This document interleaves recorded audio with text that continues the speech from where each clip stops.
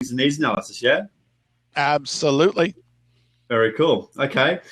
All right. Well, Dennis, why don't you kick us off? Well, I mean, maybe we start with a little bit about who we are so that people know. We tend to always do that towards the end, but why don't we just start with a bit about who we are so that people have an idea as to why maybe we have something that might help them to say. So yes. I'm Dennis Wilson. I own a company called InternetNextStep.com, and one of our premier products that we've just brought out is called Small Business Dream, and it's simply a mobile CRM that is targeted really to grassroots, real brick and mortar companies, small businesses that are looking to grow their sales and get control of their data and sell more to people. So that's a bit about me. Matthew, tell us a bit about you.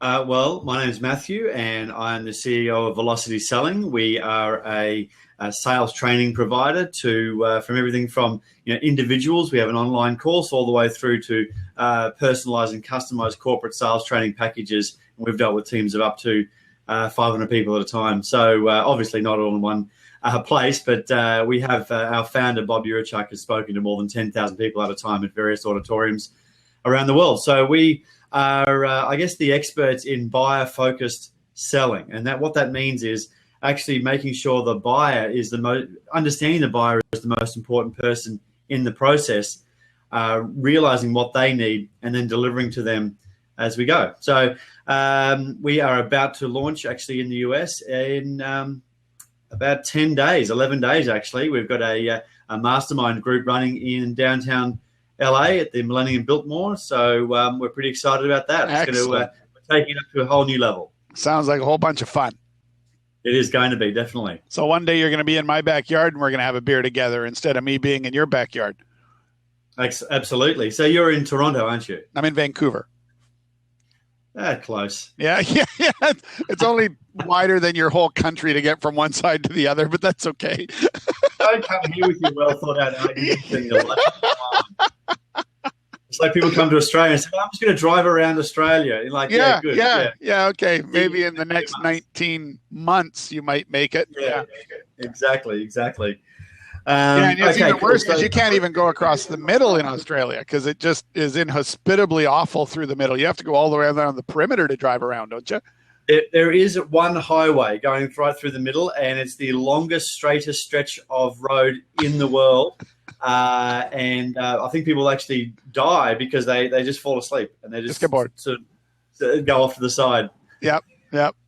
All right.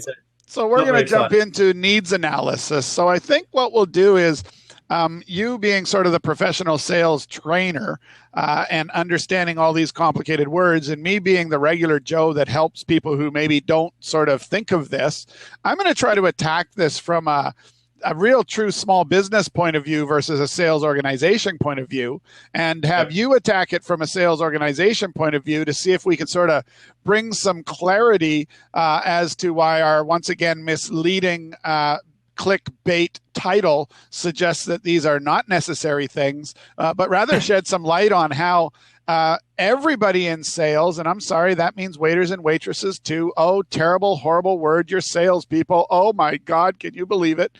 Yes, McDonald's cashier, you are a salesperson too because you do try to upsell those big fries. Everyone's in sales. If you're married, you've done a good job of sales. If you're single, it's about the only time I might be able to say that you suck at sales.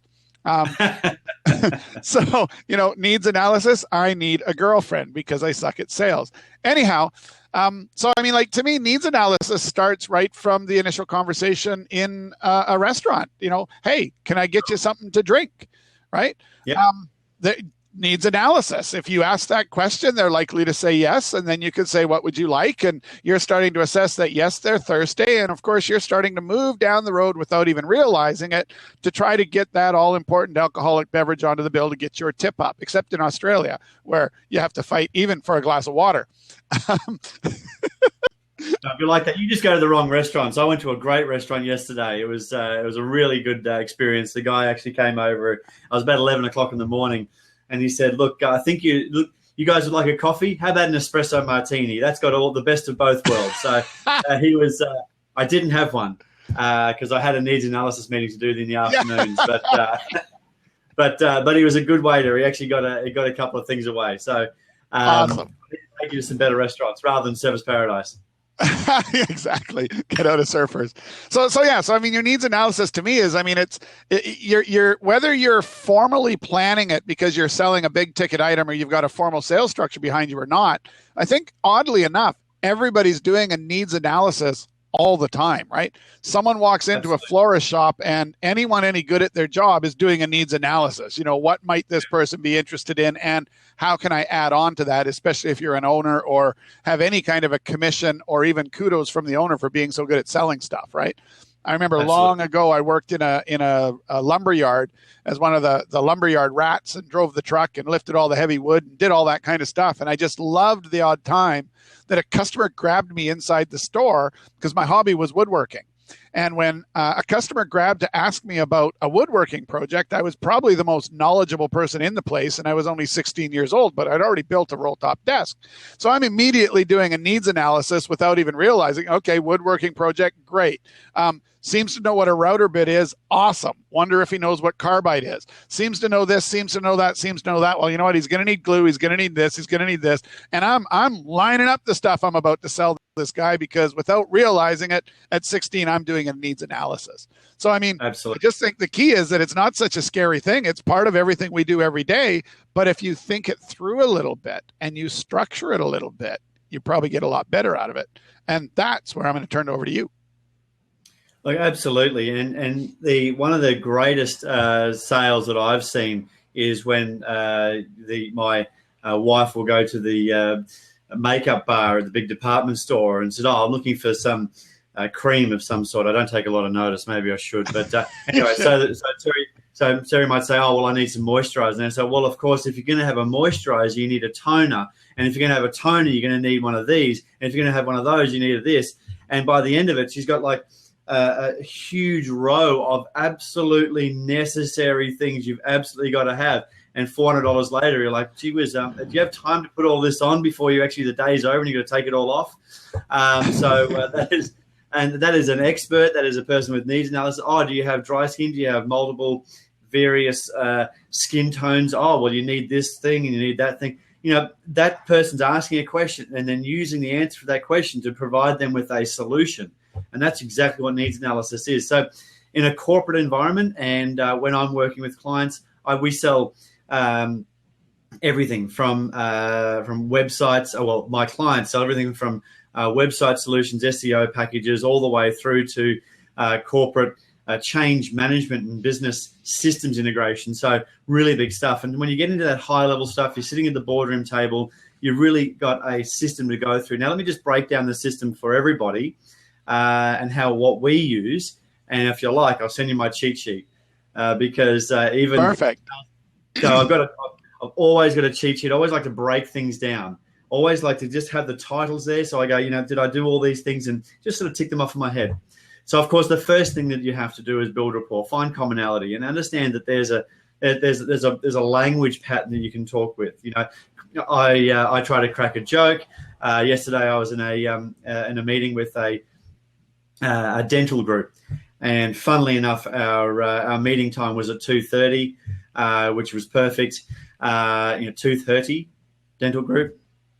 Anyway, so I didn't say they were good jokes. And they said, "Oh, have you had any experience working with because this was very large, like 600 people in this dental group?" And I said, "Well, almost all of the consultants here have teeth." And just trying to break down some barriers to actually get the person to go, you know what, he's a human, he's not just a salesperson. So of course the first step is to ask questions, and then of course to ask open-ended questions. And just when I say open-ended questions, try to write down 3 or 4 general open-ended questions that you can't get a yes or no answer to. Have you had a nice day? Yes.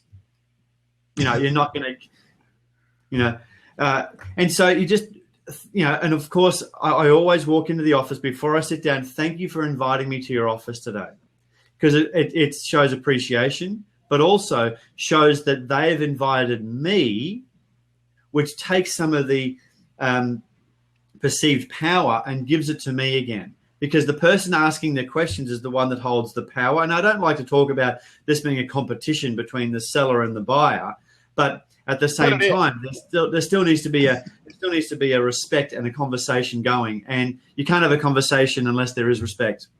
A real conversation, that is. Yeah. The person can give you a lecture, but if you're actually getting a conversation, you need to have that mutual respect. So that's the first thing.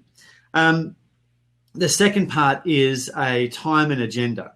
So let me just interject something, because I thought it was really interesting. If you read the book How to Pitch Anything, I think it's called, he talks about frames. So as you talked about by thank you for inviting me to your office, what you're doing actually is you're creating a dominant frame that actually crushes his dominant frame. So you're making it sound like you're not doing much, but that is a massive, massive power move that you're doing. I mean, you're just going in with a frame, destroying their frame and taking away the home field advantage. So I just had to point out that was a little bit more than a little thing that you do.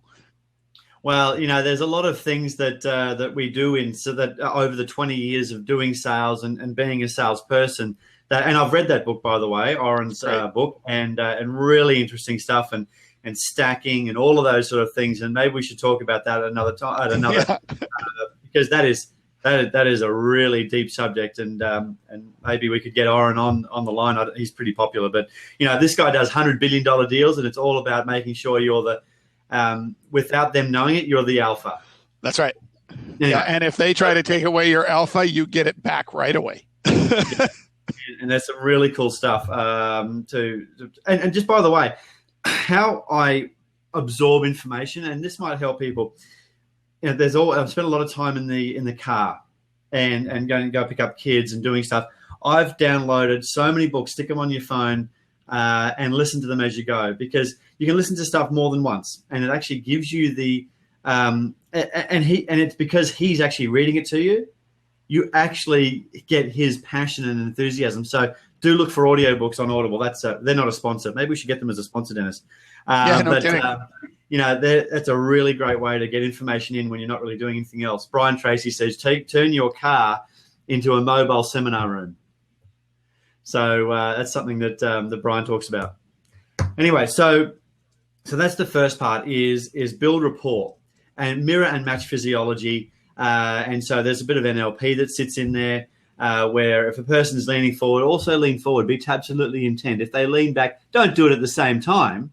But, as they lean back, and then because they're leaning back, they might be more relaxed, and then you become relaxed at the next step. So these are the mirror and matching physiology things, and there's huge NLP things that talk about this. So, and of course, when you shake somebody's hand, don't crush their hand. That's a rookie power move. What you want to do is mirror and match. You want to take that half a millisecond to recognize the pressure and match it, because there's somebody like them. And when you're dealing with somebody like you want to trust and have a conversation with them, and don't come over the top or hello like that. It's a rookie power move, doesn't work, and people just know you're. Even if you're not trying to own the conversation, psychologically deep down you're trying to, and it doesn't.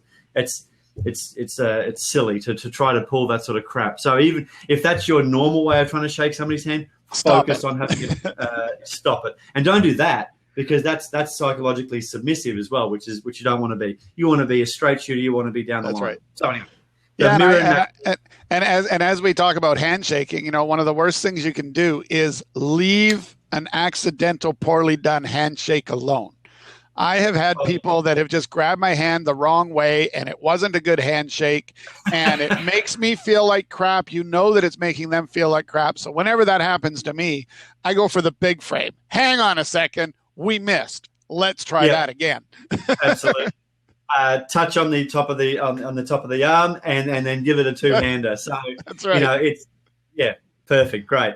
So look, I won't spend. This is a huge subject. Just discovery meeting is a huge subject. But let me just sort of get through the stack that you go through, because you can't do the next without the first one. So you got to build rapport first. Like that's number one. You're going to make sure that you're dealing with somebody they're dealing with somebody they can trust, and vice versa. The next one is set parameters, time, objectives, what you want to get out of it, agenda, all of those sort of things. So, and how I do that, ask a question. So, Mr. Prospect, how much time have we got to spend together today? They tell you, you go, great. Well, I'm sure we can get it done in that time. What do you want to get out of it? Out of today? Oh, well, I want to get this. Well, let's work on that. And so what sort of how I would learn best and how I make sure I get the most value out of this meeting is to ask a few questions and write down the answers. Do you mind if I take notes? Yes, no problem. Because if you just whip out your notepad while they're talking, it's a little bit disrespectful. So you need to ask. Then nobody's ever said, no, don't take notes. And actually, let me again. I gotta stop and interject there, because I've been noticing something happening to me more and more, even with my own staff. And at first, I was really put off until finally I gave one of them hell for it, because they had pulled out their phone and started to type stuff. Oh, and man. I was like, "What are you doing?" And then he turned around and he said, "I have OneNote open and I'm taking notes." So I went, aha. And I thought to myself how often I've been at a presentation or whatever and done that and thought of all the people around me probably thinking I'm an ass because I'm typing on my phone. So now I do that for sure, because I do take notes on my phone most of the time. So if you're going to be taking notes on your phone, it's as important or even more important to tell the people, now I'm just going to be taking some notes on my phone. I'm not playing with Facebook. Is everyone okay with that? Right? I use OneNote, So I've just got a really big Angry Birds going on here. Let's just, what you're saying is fascinating. That's a bad look. So I actually, I don't take any electronics in. Sorry, that's not true. I don't take out my electronics in a meeting, and that's just me. When I take notes, and you've got to find your own personality. When I take notes, I'll write down a single word, but for me, there's a lot of emotion in that word, or there's a lot of frame around that. So I never walk into a meeting. Just I know this is sort of going off the subject, but this is discovery meeting conversation. Only ever walk into a meeting with a notepad and pen. I've got some beautiful briefcases that I've spent $2,000 on a briefcase. So I've got some beautiful briefcases. I love showing that off, but I've never walked into a sales meeting with anything other than a basic notepad and a pen. Because and I'll explain how you update that. If you're going to walk in with your cell phone, because it's more and more common. I mean, we can sit there and pretend it's not a different world now, but it is. So what I do is I walk in with a cell phone. I pull it out of my pocket. I say, now I'm just going to set my phone to private so we won't even hear it buzz. And then I put it down on the table, face down. And I've sent 19 different messages to the people that I'm talking to that I'm respecting them. And then I say, as I put it down, now I will be using my phone from time to time to take notes if that's okay. But if that makes anyone uncomfortable, let me know and I will refrain from doing so. And I've sent all my messages there. Good for the 22nd century. Cool. It's what works for you. Yep. It's what works for you. I prefer a pen and pad. You prefer but you're selling software solutions, but it doesn't matter. Actually, it doesn't matter what I'm selling. I'm only ever with a notepad. No, my point was, briefcases hold brochures. You want to show your brochures. People want to see your brochures. If you walk in with no brochures, you're only that you walk in with nothing but, as you put it, your OneNote, or me with my notepad. You're only there to learn. And that's really the point I'm making here is I'm only there to learn. I'm not here to show anything. I'm not here to sell anything. I'm here to learn. So really, and that's the parameters. So let's keep moving through it. So step 3, and you can't do any of these steps without doing the other 2 first. So step 1, build rapport. 2, set parameters. 3, buying motivators. And buying motivators, so why am I here? Like yesterday I was in the meeting and I said, so, we're not here for a haircut. Tell me clearly. Tell me. What is the particular pain that you think we can solve? And I kick it straight over to them, and she spent 25 minutes telling me why the issues inside the business, how we could fix it, all of the things, essentially telling me how to sell it. Yeah. Like it's the most beautiful and easy way to do it, rather than going in there doing the dog and pony show. And in Oren's book, actually, I think he talked about the visual of doing a dog and pony show. Just imagine a dog, a salesman would do a dog and pony show. Imagine a dog riding a pony to entertain people. Like that's pretty funny stuff. But most salespeople, they show up trying to entertain people. Yeah. So anyway, we're asking questions. It's the 70-30 rule.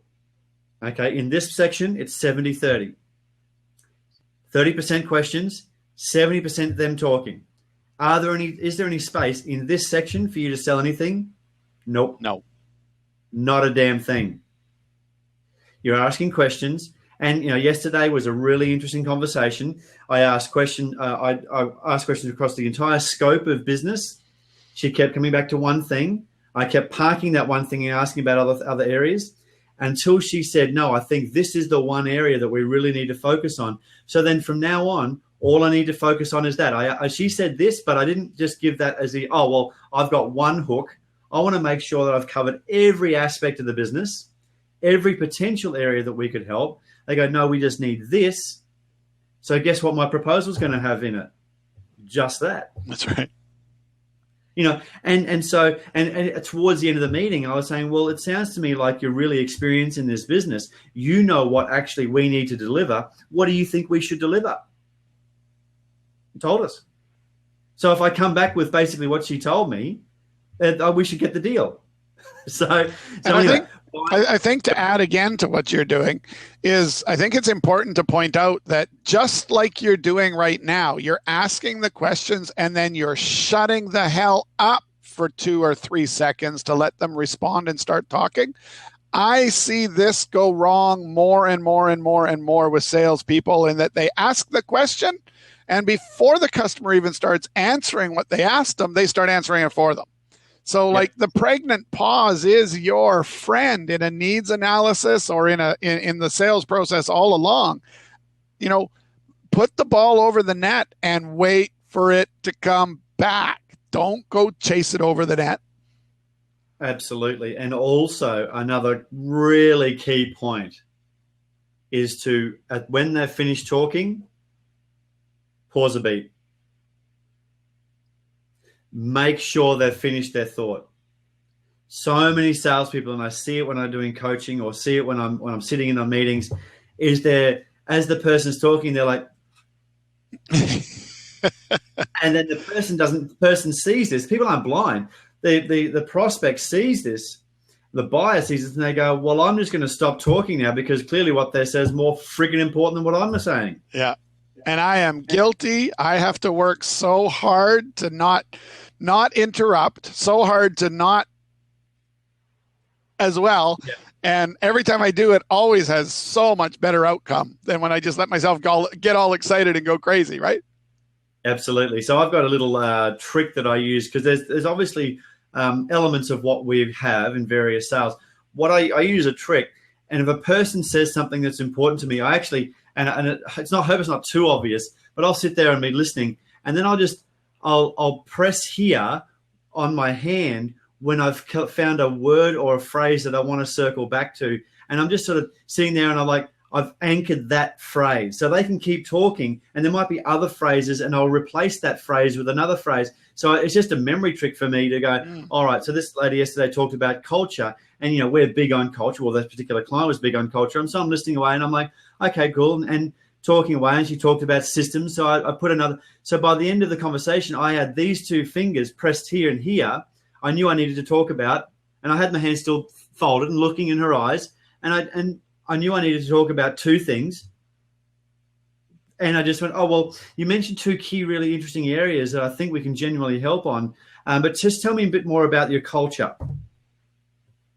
Kick it back. Oh, great. Now tell me a bit more about your vision or your kick it back. And so they just keep unpacking things, going deeper and deeper until they've told you everything you need to know.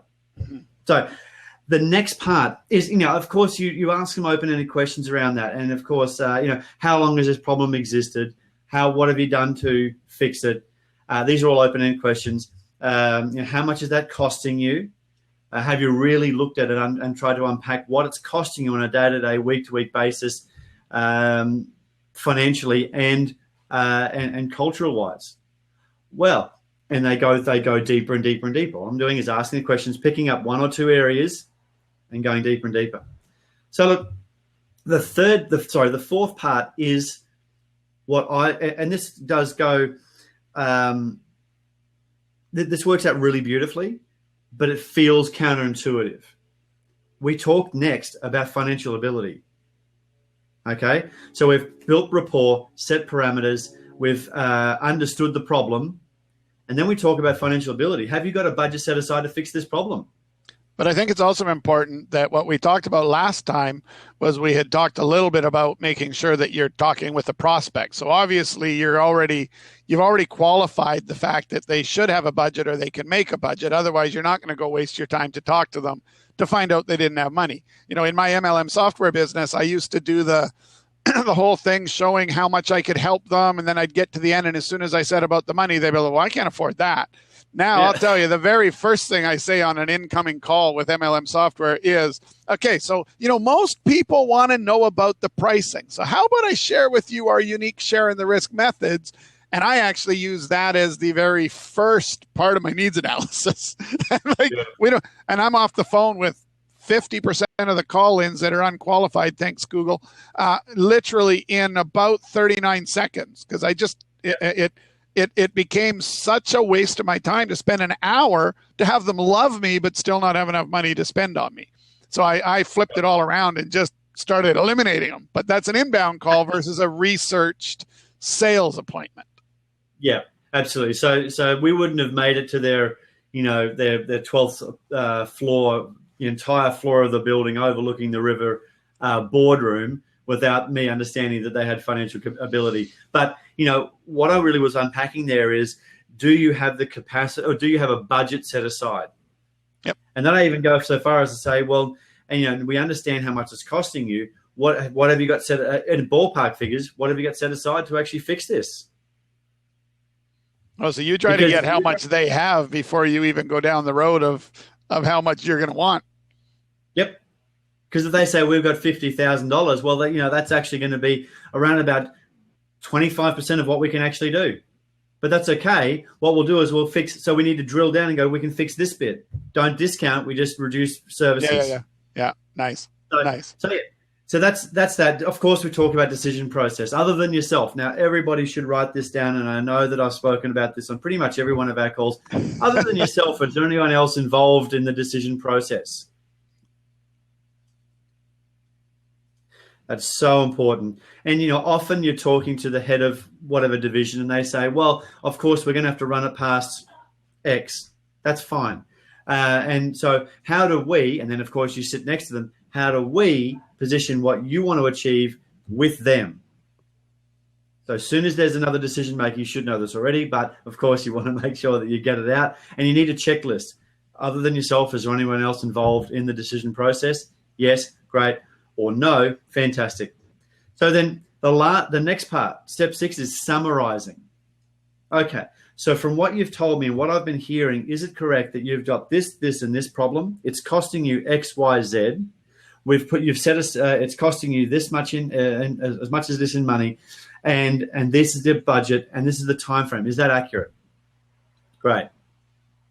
Usually in a big sale like what I do, we then say, right, well, what we need to do is we are going to go away and put together a draft proposal, and we make sure it's a draft proposal because you're going to have some input into how you actually want this delivered in your business. Is that okay? Yes, it is. Great. And so, of course, this is the key. Make sure it says draft on it, because if it says draft, they have the ability to fill in numbers and purposely leave some stuff out. You mentioned this, and this, and there was something else blank. Soon as somebody writes on a draft proposal, it's no longer my proposal, it's theirs. Yeah, very smart. I like it.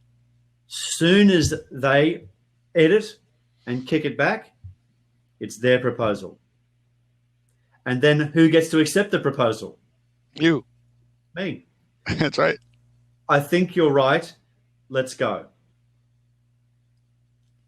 They can't argue with their own damn proposal. That's right. These are their ideas now.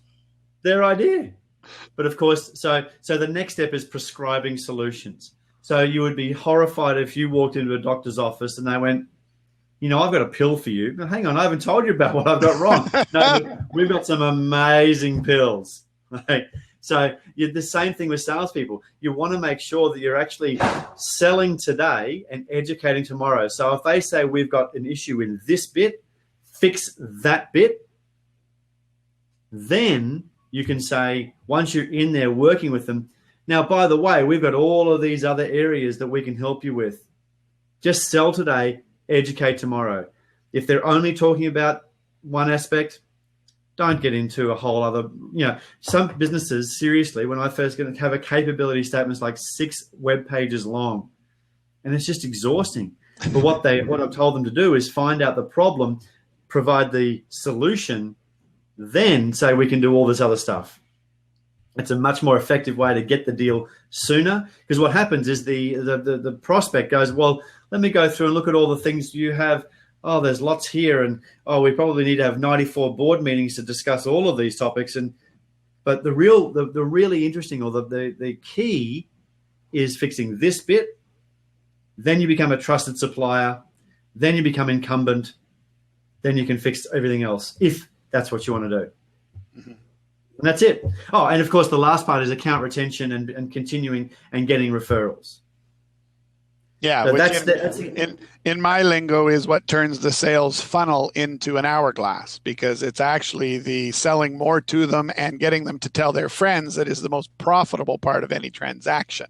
And it's the one most often ignored. So that's where we come in with Small Business Dream, is we help people pick up that long tail, sell more to the people that they have, and get them to become advocates and tell their friends about it. So to me, that's where the delicious money is in any company. And unfortunately, it's the part that's left behind most of the time.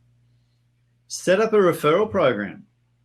It's just so simple, and so many businesses don't do it. Set up a referral program. Look, because you're a trusted customer and I really respect your business, and you would know exactly the type of other businesses that need services like ours, ask for the deal. Absolutely. Just ask. Because if you don't ask, you don't get. You've got a 50% chance of them saying yes or no. If they say no, you've lost nothing. Nothing. You get something, you've gained everything. So exactly. It's a no-lose game. Absolutely. Yeah. I mean, if you're not asking for referrals, then you might need to either check if you just haven't been taught, or if maybe you lack some confidence in what you're doing, because if you've just helped them, they're going to be super eager. Well, like with Small Business Dream, I say, hey, and if you know anyone else who needs it, let me know. And you can run around giving away free trials, and people get very passionate about it. I've had people show up to speaking events just to say nice things about me from the audience, so everyone knows how important it is to get. So if you can turn your users or your customers into your fan base and your mouthpieces, man, your business will grow so much faster. So absolutely. So maybe we should let's do referrals next week. Yeah, that's a good idea. Let's do a session on how to ask for referrals, because I'd love to do some, just build some dialogues out. See, one of the things that I love to do is not just make motherhood statements. Here are the 8 steps for this and the 4 flavors of that, but actually say, here is the words you say. Yes. So let's do that. Let's do that next week, Dennis. Let's book this in. Let's do that. Okay, cool. So referrals. And this is, okay, so I've got my notepad here, right? This is what I take into meetings. In the front of my notepad,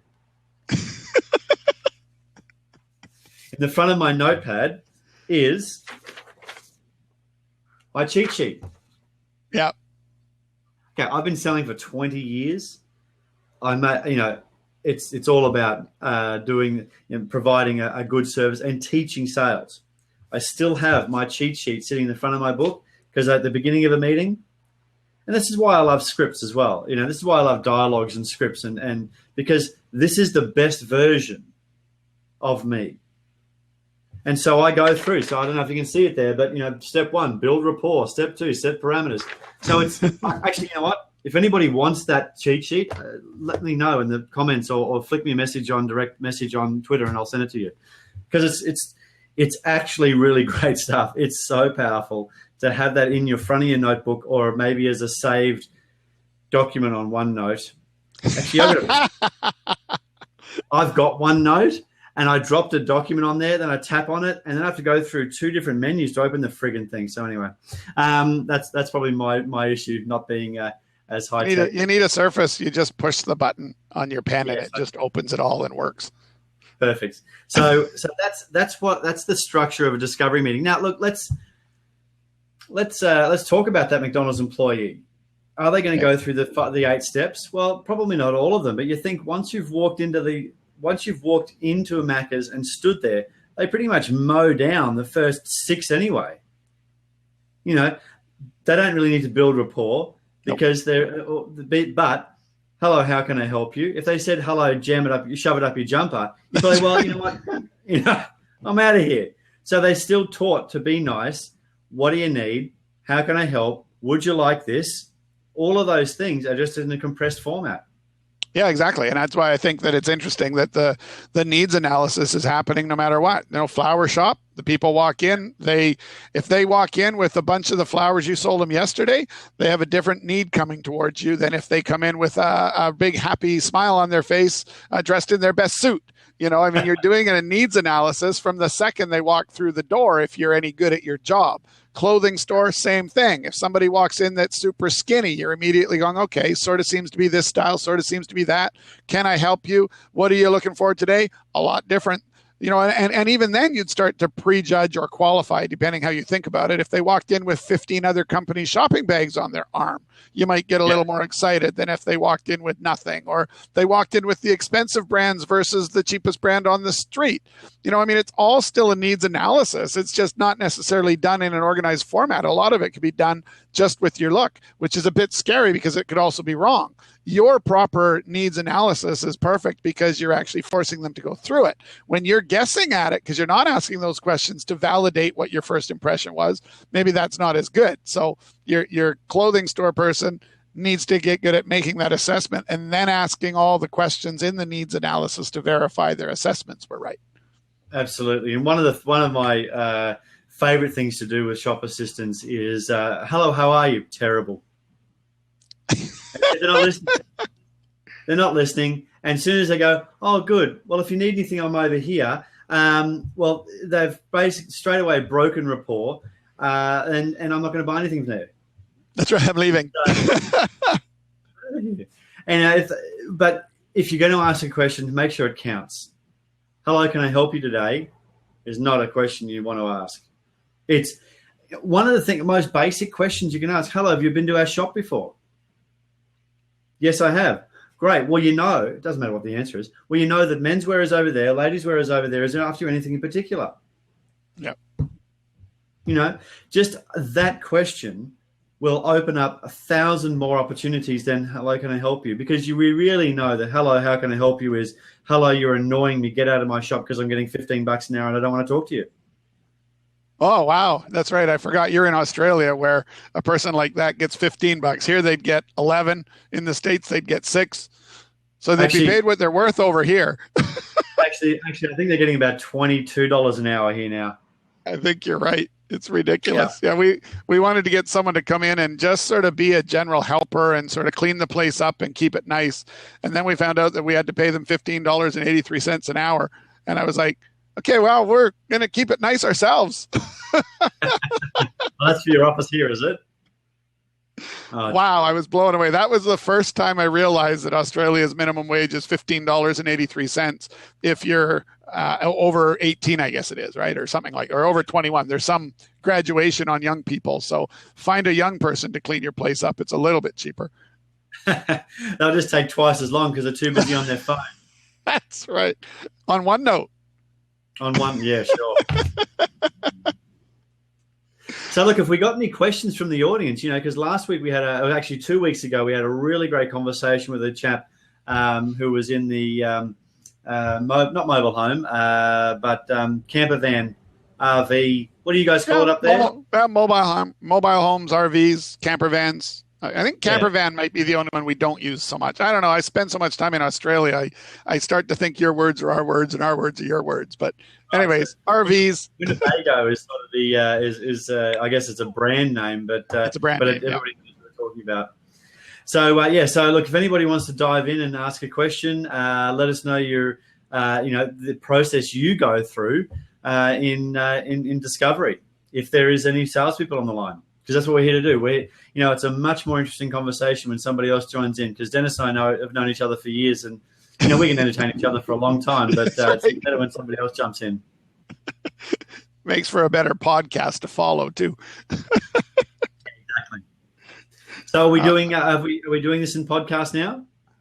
I haven't started it just due to a couple of crazy weeks that have stopped me from getting to having all the formats put together. I've gone so far as to set up a repository on our S3 with Amazon, so I've got a place to store them, because hour-long files are quite huge.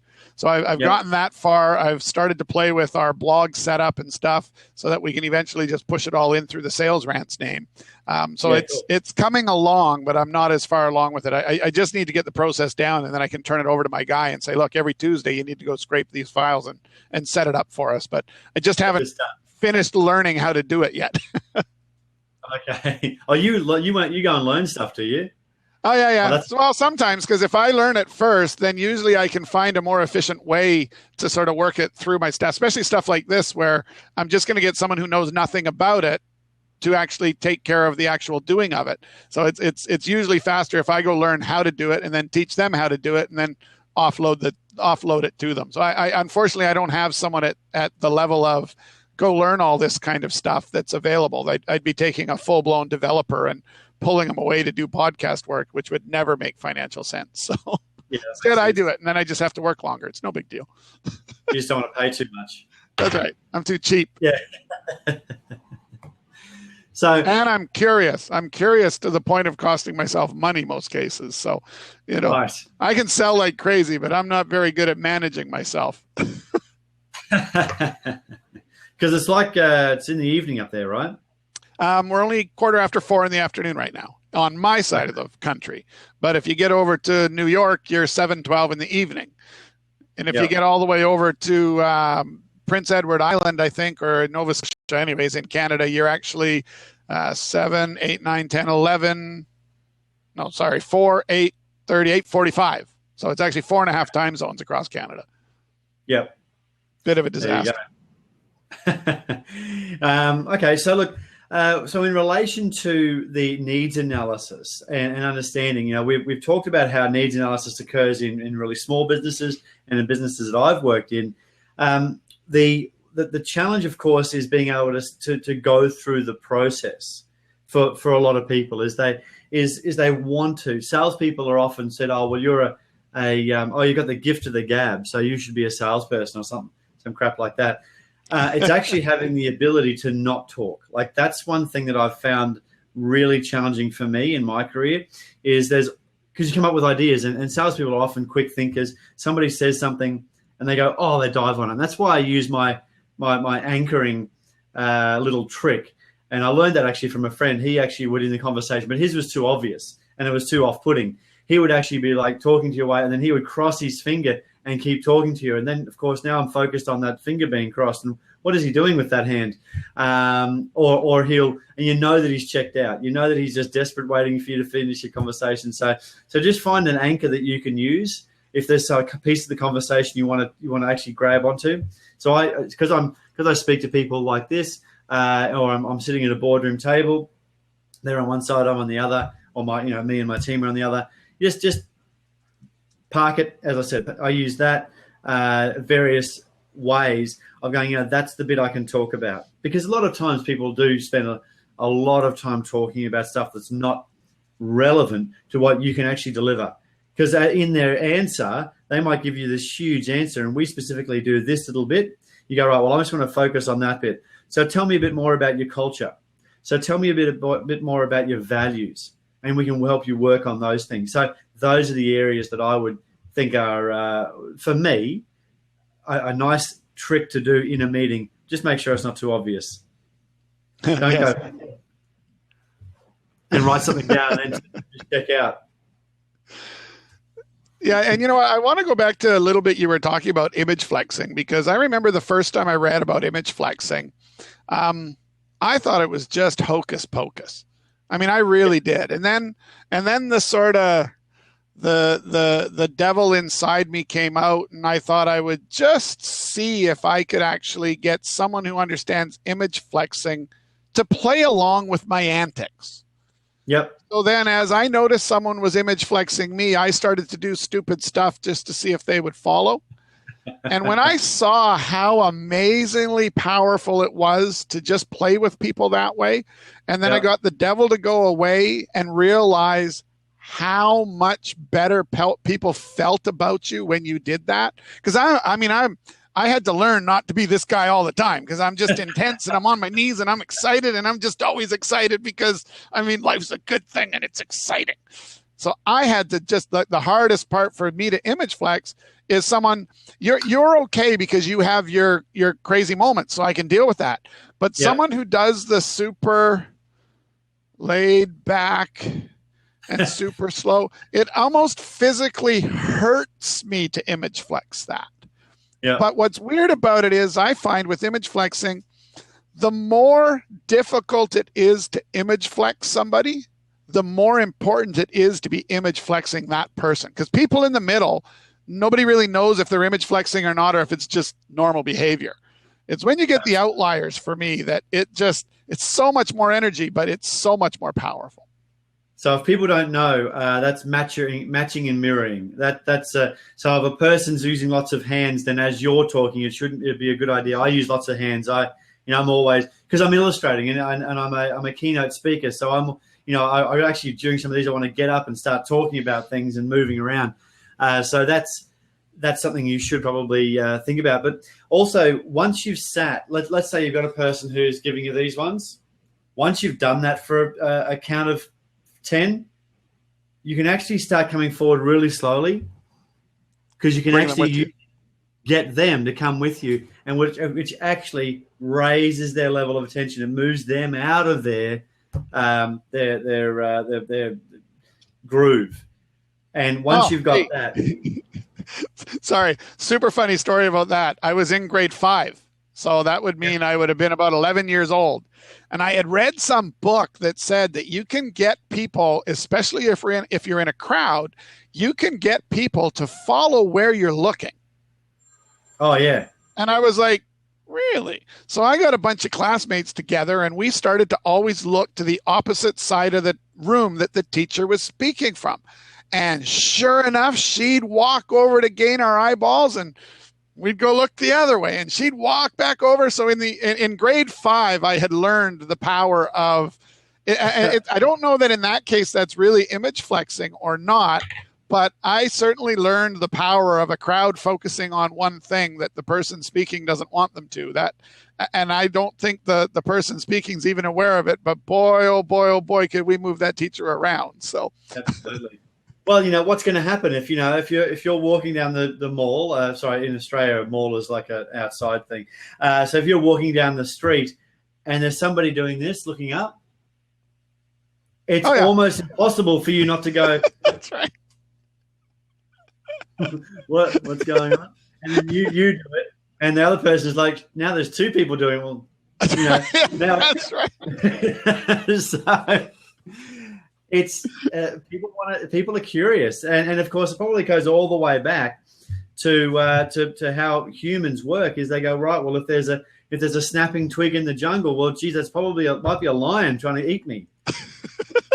So I got to, what's going on? I got to look.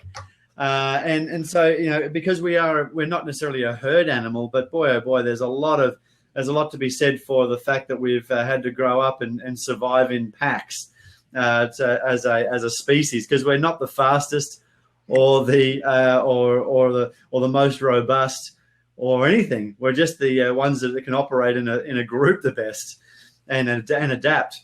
So maybe I need to adapt to using my phone in meetings more.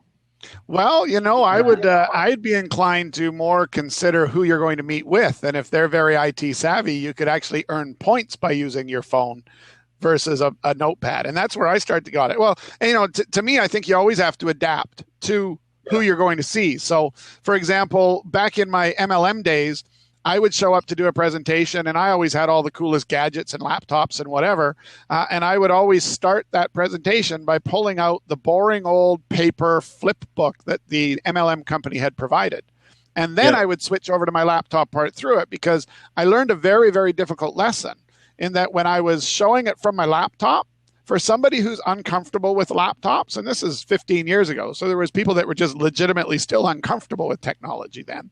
Yep. I've actually lost my audience. Or worse yet, they've become the opposite. They're so interested in my laptop that they're not hearing my presentation. So again, I think it's really, really critical. And I can say that one of my favorite devices ever was my LiveScribe pen and notebook. And I used to use that religiously, and that just blew customers' minds. But it was the same thing. I found if I used it during sales, it hurt me because they started asking more questions about that damn cool notebook. What's that? But when I used it for follow-up and the actual once I've been engaged, now they just think I'm a rock star, right? So I mean, again, I think going in with the right tools to go through the process. I'm not a negative person on a notebook. I think it's extremely powerful. I've just found that if you're going to a little bit younger generation, you might age yourself considerably, or make them actually go, hang on, you're going to teach me sales training, but you're still working with a notebook? So I think there's a case where it might not be the best strategy in today's world. So I would just recommend. The good news is sorry to jump on you there. It's bad right. form. The good news is yesterday that, and also in a lot of the meetings, I'm dealing with senior execs who like the idea, who still use and show up with a notepad. The person I was with. The typewriter was so old it types in pencil. That's right. Yeah. So I had Moses there chipping away into a stone block, So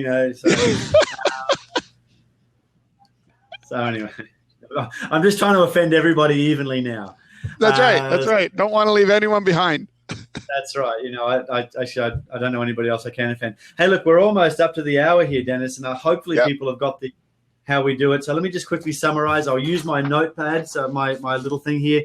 So I've built rapport. You want to go in and find commonality, mirror and match, and that's what did you call it? Flexing? Image flexing. We go ahead and Google that. That's interesting because I love learning stuff. And of course, as part of that, you need to understand whether a person's audio or visual or kinesthetic.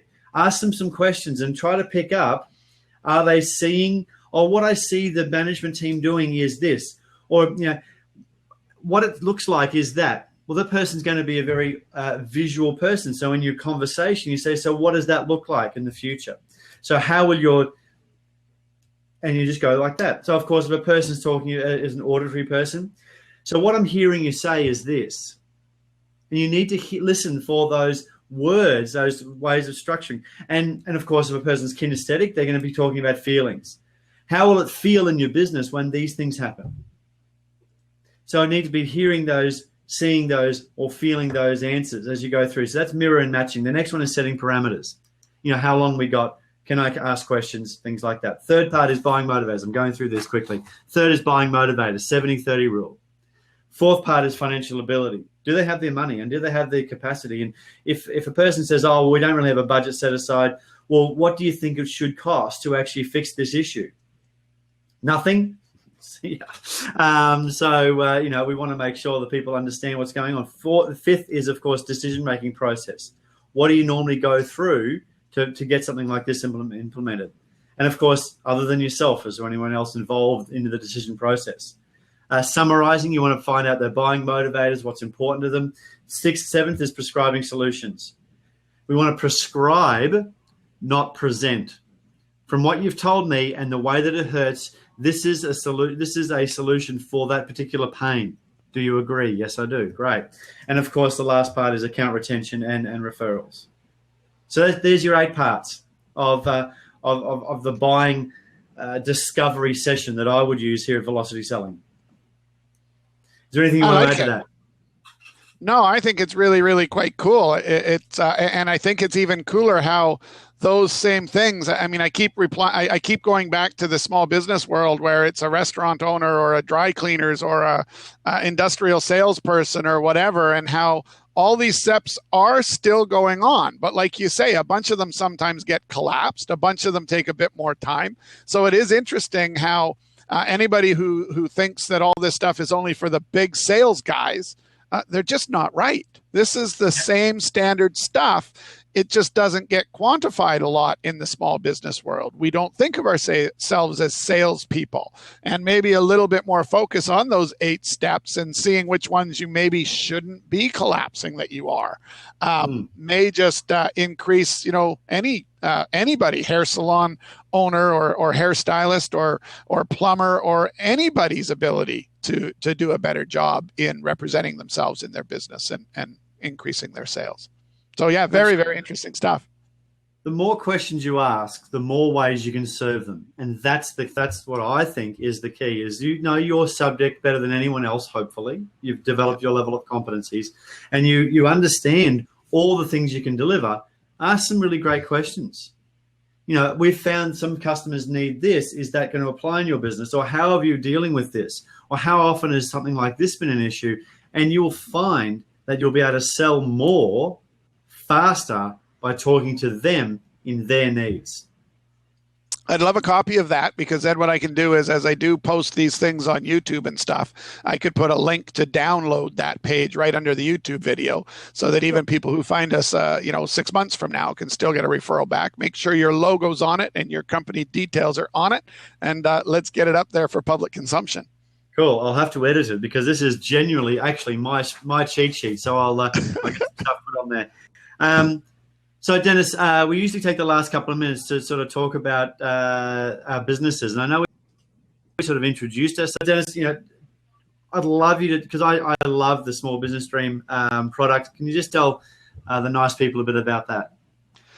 Yeah, Small Business Dream is just a way to control your data, right? It really is a way to collect your data, control your data, use your data, and basically through that basic premise, start to really, really, really increase your sales, increase your retention, decrease your training costs, increase your education without a whole bunch of more manpower. So, it's a $30 a month little software product that allows you to semi-automate and automate your sales follow-ups, have a list of who you need to call today and what you said to them last time. And it just takes all these real cool sales software tools and plugs them together into a single package to basically be Small Business Dream. Very cool. Excellent. And tell us more about your... Oh, sorry, go ahead. Well, what I like about Small Business Dream is it's actually about making more sales and getting more money through the door. It's not a software package to say you've got a software package. It's specifically built and designed and delivered for the specific purpose of closing more deals. Closing more deals. We don't want to make your sales manager happy. We want to make the small business owner happy, because now he has a life instead of just barely paying his bills. We want to make the salesperson happy because he's making better commissions or getting more recognition, whichever drives them. And I could care less if a sales manager ever likes it. Well, he'll like it because he'll be seen to be doing a good job. That's right. So look, so velocity selling. Okay, so velocity selling, we recognize that the buyer is the shift has moved across. People can do their own research, and buyers often see salespeople as a waste of time, because salespeople go in there and just try to sell their stuff. That's why we take these people through a journey, understand what they need, and prescribe solutions. So we're all about attracting and engaging the buyer to buy, giving them the space where they go, you know what, that's what I want. Can I have it? Because nobody likes to be sold something, but everybody loves to buy things. And so that's what we do with we do one-on-one with our online. We do have, we are pretty high tech. We've got 350 interactive videos with workbooks you can download and go through all that sort of stuff. So I might have sounded a bit of a Luddite today in regards to I like to use a notepad, but we're pretty high tech when it comes to our ability to deliver training virtually anywhere online. So we do that.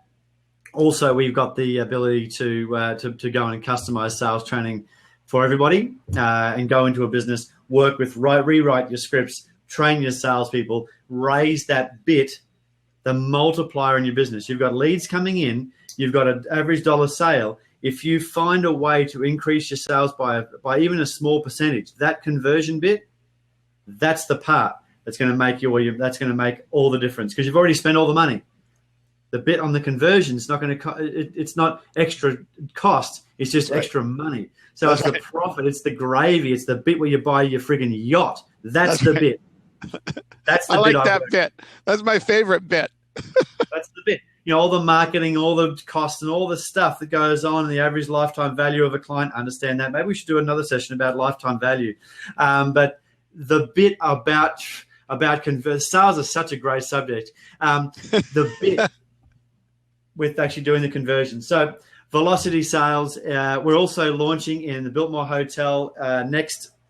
I'll be in the air next week for our session, Dennis. So we have to figure out a time to do that. So you know what? I was going to ask you if it's okay to change to one day later. Over here, a lot of business networking events happen on Tuesday nights. Okay. So if we could push it to my Wednesdays, because I'm going to push my other blab that I do in the multi-level market sphere to Wednesdays. If we could push to Wednesdays and that not get in your way for the future, that would be really, really great for me. Let's set it up. Let's just do it. I'm pretty easy. I can move my diary around. Awesome. Hey, so yeah, we're so if you're a salesperson and you want to take your just your energy, your ability, your capabilities in selling and closing more deals, we've got Kevin Harrington, who is the billionaire brand guy from the Shark Tank. He's a partner of Velocity Selling. We've got Mark Harris, who runs mastermind groups over in the States with all the top cream of the cream. We're going to be on the 21st, the 23rd, doing a session. Message me directly. Let me know the sort of sales experience you've had, and I might be able to get you a free ticket.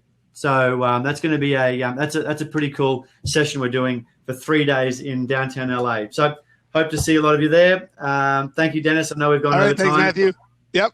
And I'll give away you we these go. ones. See you next week. See you later, guys. Bye for now. Bye. See ya.